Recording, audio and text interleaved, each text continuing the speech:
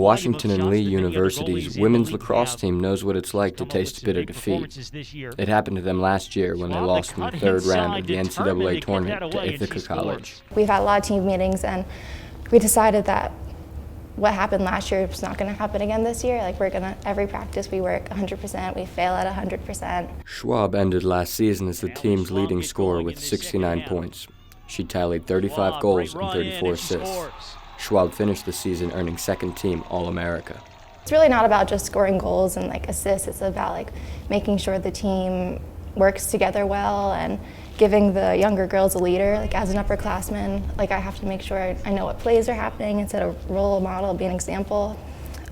When I was a freshman, the seniors helped me so much, and I was able to really look up to them and be confident and know who I was working with and be able to trust them. So that's just what I'm trying to give the younger girls. Schwab is confident her first-year teammates will have an impact on the field. There'll be a bunch of starters and goal contributors, defensive stops, everything like that. It's going to be really amazing. Schwab spent the off-season focusing on her elusiveness.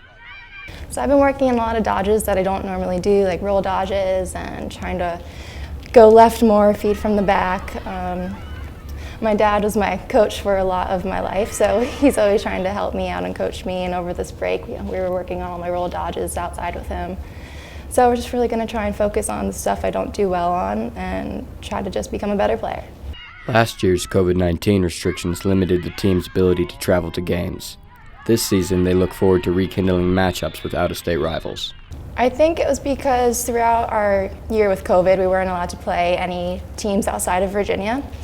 And so a lot of our really good competition was in Pennsylvania and Maryland and a bunch of other places. So without them, we never got a chance to really play teams up to our caliber. So we played a lot of teams that were good, but not nearly up to the caliber of F&M and Salisbury. So we never got to play them. And then once we got to Ithaca, they were really fast and they were really good and they were high caliber, and we just weren't used to playing that. And but we're preparing a lot for this year, and we're gonna hopefully see them again.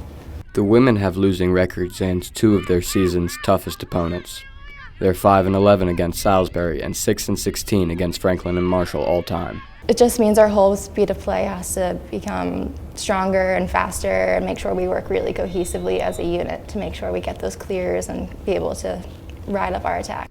The women visited Campbell University for a scrimmage on February 5th. The team squandered a halftime lead and lost 14-9. But I think we all worked really hard. The effort was there. We're just working out some little itty-bitty problems and stuff, but it's going to be really good. The women will have a challenging start to their season. They face two top 10 teams in February.